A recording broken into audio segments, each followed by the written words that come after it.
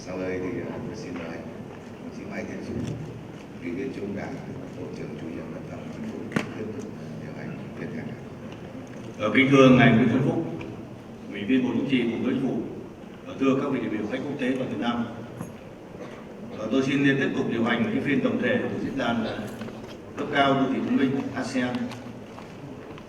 Tôi xin được mời ngài Lim Dậu Hoành, Tổng thư ký Hội các quốc gia Đông Nam Á ASEAN phát biểu trực tuyến.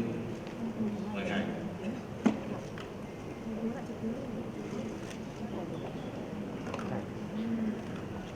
Your Excellency Nguyễn Xuân Phúc, Prime Minister of Vietnam, Chair of ASEAN 2020. Your Excellency Ban Kinh, Secretary of the Party Central Committee, Chair of the Central Economic Commission of Vietnam. Your Excellency Phan Hong Quang, Minister of Construction of Vietnam. Your Excellency Vivian Krishnan, Minister of Foreign Affairs, Singapore. Your Excellency Karen Dan Kelly, Deputy Secretary of the U.S. Department of Commerce. Excellency National Representative and Chief Smart City Officer of ASEAN Smart City Network. Distinguished delegates, ladies and gentlemen, I would like to congratulate the government of Vietnam for convening this high-level forum today, which forms part of the ASEAN Smart City Summit and Expo 2020. Please allow me also to extend my condolences and heartfelt sympathies to the government and the people of Vietnam for the loss of life and damages to properties caused by the flood and landslide triggered by tropical storm Linfa and Nangka that affect central Vietnam. Excellencies, ladies and gentlemen, as we enter the last quarter of 2020, countries around the world are getting better at managing the spread of COVID-19, but uncertainties lingers on. There are still major unknowns such as the arrival of vaccine and rising or resurging cases. The human cost and suffering, as well as the social economic impact of COVID-19 have been deeply concerning. This situation has prompted ASEAN member states individually or collectively to take concerted action to combat the pandemic. The theme of cohesive responsive ASEAN in 2020 is indeed fitting. Vietnam has demonstrated exemplary leadership in ASEAN collective response to comprehensive recovery from the pandemics toward ASEAN Community 2025.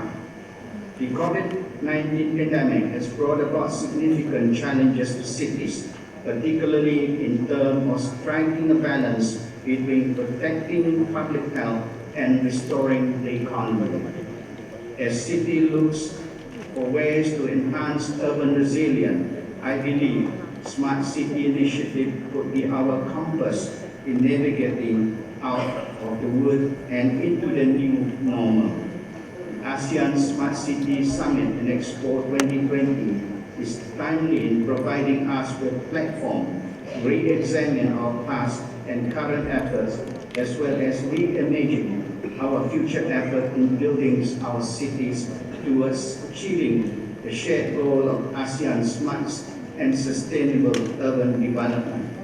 Excellencies, ladies and gentlemen, let me share with you a few thoughts on how smart city development can make ASEAN more cohesive and resilient. First, the COVID-19 pandemic has created impetus for smart city to embrace technology to address urban challenges and generate new sources of growth. This may reinvigorate most cities to make smart city the foundation of a long-term urban planning. Thus, it will be critical to put in place policy to boost digital connectivity and develop innovation ecosystem.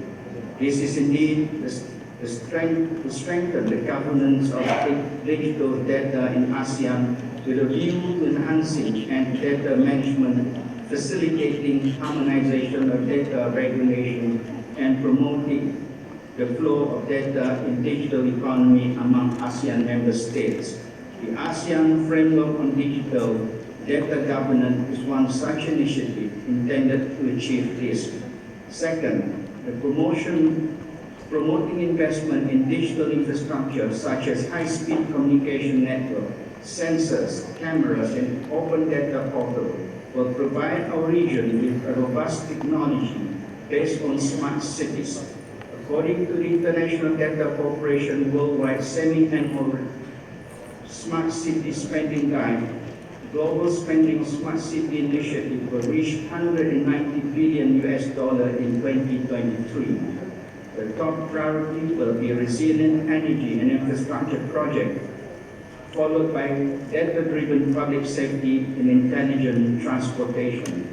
Together, these priority areas will account for more than half of all smart city spending throughout 2019 and 2023 period. Third, the COVID-19 pandemic has exacerbated gaps in the health system.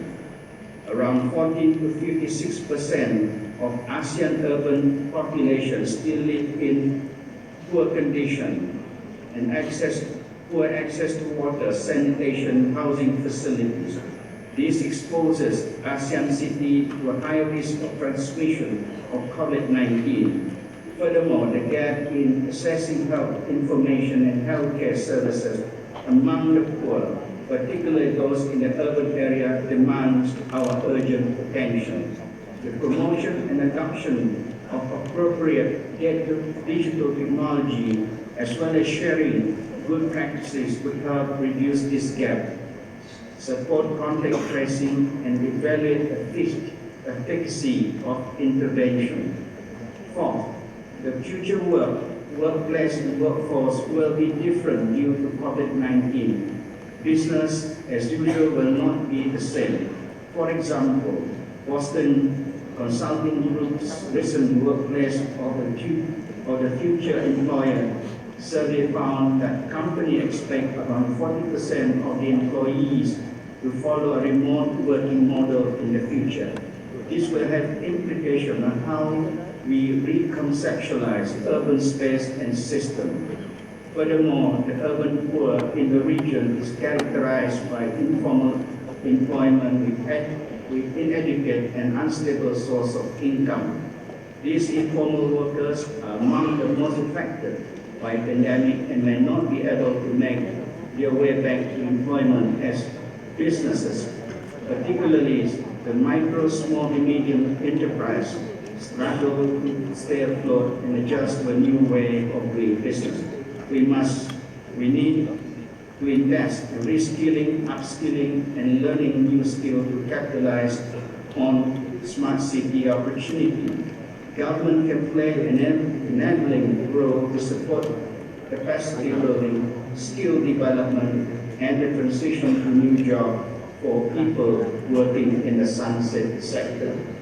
Fifth, smart city initiative need more than just technology to succeed.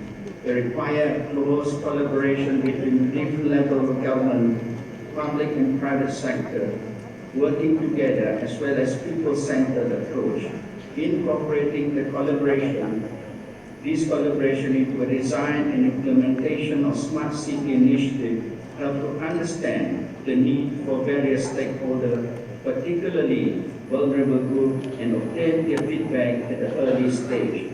The resulting initiative would therefore be well suited to the stakeholder and would foster a greater sense of ownership and stewardship from them. At the regional level, we should harness synergy from the ASEAN Smart City Network effort with an ongoing ASEAN effort on digital connectivity, Fourth Industrial Revolution, ASEAN Sustainable Urbanization Strategy, and the ASEAN Media Forum to bring about greater impacts. We should also strengthen smart city partnership beyond the region and achieve tangible impact by pulling together knowledge, expertise, and resources on the prerequisite pathway and software of digital connectivity, as well as effective pandemic preparedness and response in city. This brings me to my last point on funding and financing smart city project. Given budgetary constraints, several challenges in financing smart city projects include lack of bankable project, risk of technology obsolescence, conducive regulatory environment, and availability of broad range of financiers. A key step in addressing this is to make smart city project or initiative investment ready. This involves understanding the projects or initiative and in value creation, funding and financing option available, relevant procurement and delivery method, and forging strong partnership. We could embark on the development of regional smart city investment toolkits, which may help city understand the full range of options available for funding and financing, assess the advantages and disadvantages of each, and identify synergy that best fit in the situation or context. Excellencies, ladies and gentlemen, we are entering in an inevitable phase of transformation. COVID-19 will have a profound impact on how policymakers, business, and people of ASEAN reimagine smart city. I would like to call on our partners to work with ASEAN in enhancing, collaborating, and forging partnership on smart city development to help ensure a more cohesive recovery today and more resilient world tomorrow. I wish you all successful forum. Thank you for your attention.